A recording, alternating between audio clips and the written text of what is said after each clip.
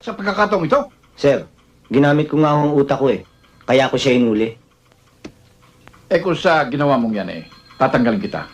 Anong masasabi mo? Tatanggapin ko, sir. Kung gano'n, binabati kita, Mansano. Ha? Pambihira kang pulis. Kailangan ng mga katulad mo sa serbisyo.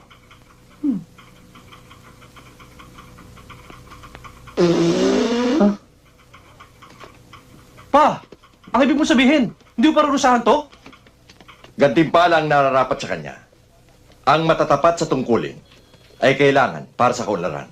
Padre, binabati rin kita sa pagkakaroon ng tauhang tulad ni Mansano.